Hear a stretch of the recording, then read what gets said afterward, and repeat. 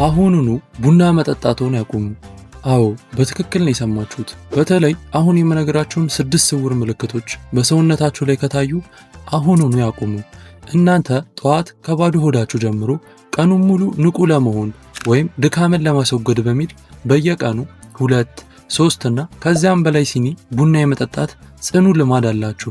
እንግዲያውስ እባካችሁ ዛሬውኑ ይህንን ቪዲዮ ሳታዩ ፈጽሞ ድጋሜ ቡና እንዳትቀምሱ።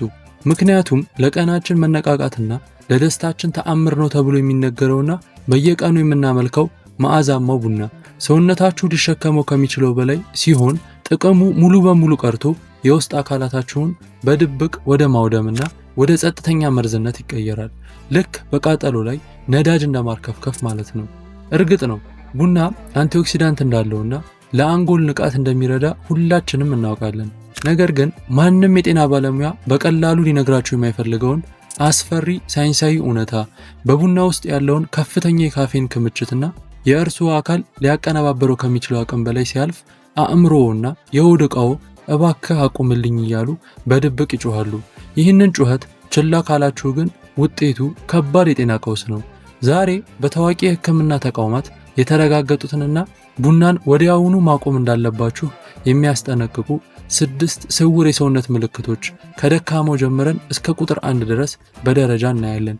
በተለይ ደግሞ ቁጥር 1 ላይ የምናየው አስፈሪ ምልክት አብዛኞቻችን እንደ ተራ ራስ ምታት የምናልፈው ነገር ግን ሰውነታችን በእጽ ደረጃ ሙሉ በሙሉ በቡና ላይ ጥገኛ መሆኑን የሚያሳይ እጅግ አስፈሪ ሁኔታ ነው።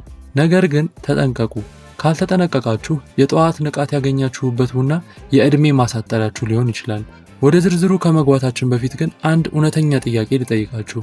እናንተ በቀን ውስጥ በአማካኝ ስንት ሲኒ ቡና ትጠጣላችሁ? አሁኑኑ ኮሜንት ላይ ጽፋችሁ አሳውቁኝ።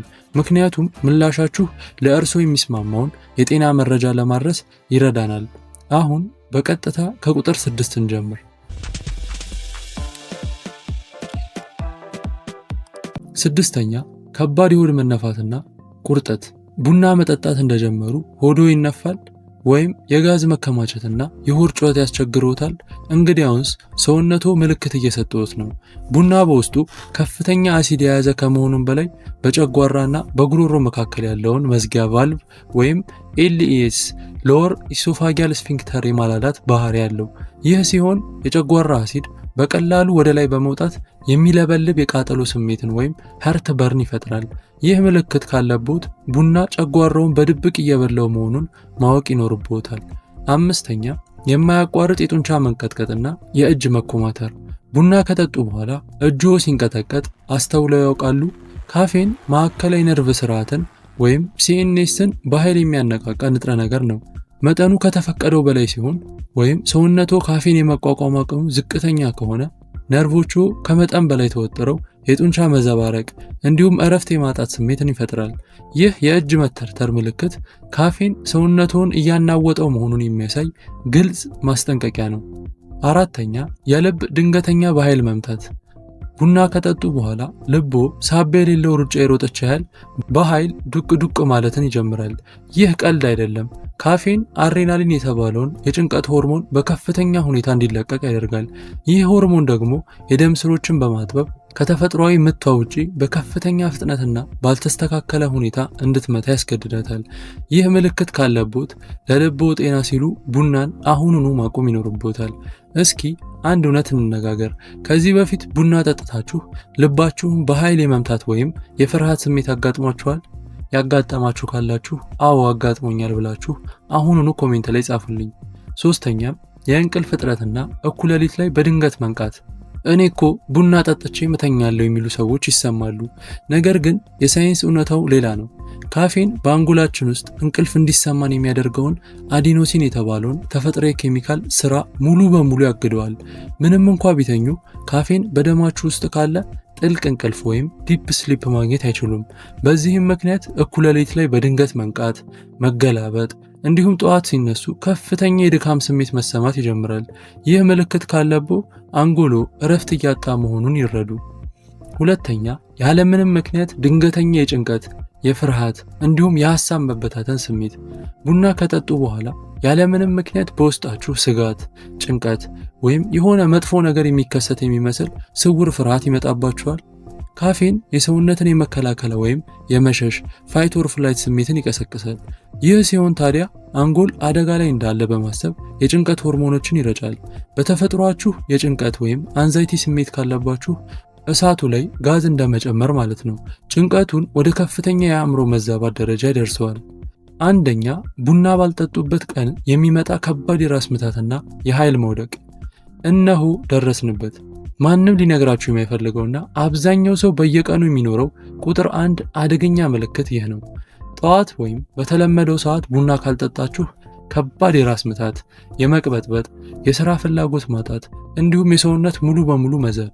ይህ የሚያሳየው አእምሯችሁና ሰውነታችሁ በቡና ላይ ሙሉ በሙሉ ጥገኛ ወይም አዲክትድ መሆኑን ነው።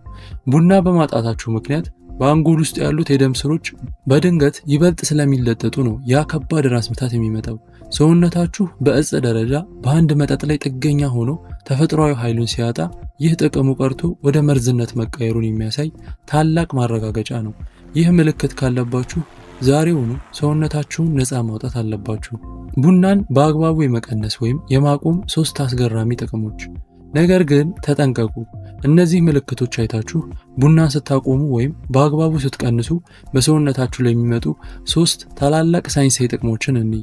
አንደኛ፣ የነርቭ ስርዓት ሙሉ በሙሉ ማረፍ።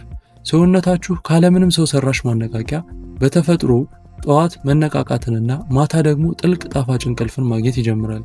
ሁለተኛ፣ የጨጓራና የሆድ ዕቃ ፈውስ። የአሲድ መመለስ እንዲሁም የሆድ መነፋት ችግር ወዲያውኑ ይጠፋል። የምግብ መፈጨት ስርዓቱ ወደ ትክክለኛ ጤንነቱ ይመለሳል። ሶስተኛ፣ የደም ግፊትና የልብ መረጋጋት። ልባችሁ በተረጋጋ ሁኔታ ትመታለች፣ የደም ስሮችም ይዝናናሉ፣ የጭንቀትና የፍርሃት ስሜትም ከውስጣችሁ ይወገዳል። የአጠቃቀም ሚስጥርና የ30 ቀናት ፈተና ወይ ቻሌንጅን እንይ። ታዲያ ከቡና ጉዳት ራሳችንን ጠብቀን ፍጹም ተጠቃሚ እንድንሆን የሚያደርገውን ወርቃማ ህግ ምንድን ነው? የመጀመሪያው ህግ ቡናን በጭራሽ ከቀኑ 9 ሰዓት ወይም 10 ሰዓት በኋላ አትጠጡ። ምክንያቱም ካፌን በሰውነት ውስጥ ከ6 እስከ 8 ሰዓታት ድረስ የመቆየት ባህሪ ስላለው እንቅልፋችሁን ያጠፋዋል። ሁለተኛው ህግ ጠዋት እንደተነሳችሁ በባዶ ሆድ ቡና በፍጹም አትጠጡ። ከተነሳችሁ ከ1 እስከ 2 ሰዓት በኋላ ሰውነታችሁ ኮርቲሶል የተባለውን የተፈጥሮ ንቃት ሆርሞን ካመረተ በኋላ ብቻ ምሳ ወይም ቁርስ በልታችሁ ጠጡ። ሶስተኛው ህግ ቡናን ስታቆሙ በአንድ ጊዜ ድንገት አታቆሙ። ምክንያቱም ከባድ የራስ ምታትን ሊያስከትል ይችላል። ይልቁንም በየቀኑ መጠኑን በጥቂቱ እየቀነሳችሁ በምትኩ የእጽዋት ሻይ ወይም ግሪን ቲ እንዲሁም ንጹህ ውሃ በመተካት በሂደት አቁሙት። አሁን ለእርስዎ አንድ ታላቅ የ30 ቀናት ቻሌንጅ ወይም ፈተና እንሰጥቷለን። ለሚቀጥሉት 30 ቀናት ከቀኑ 10 ሰዓት በኋላ ቡና መጠጣት ያቆሙ። የጠዋቱንም ከቁርስ በኋላ ብቻ አድርጉት። ከ30 ቀናት በኋላ በሰውነታችሁ ላይ የሚመጣውን አስገራሚ የልብ መረጋጋት፣ የሆድ እረፍት እንዲሁም የተፈጥሮ ንቃት በተግባር ይመለከታሉ። ጤናችሁ ይብዛ። በቀጣይ ቪዲዮ እስከምንገናኝ ድረስ ደህና ሰንብቱ።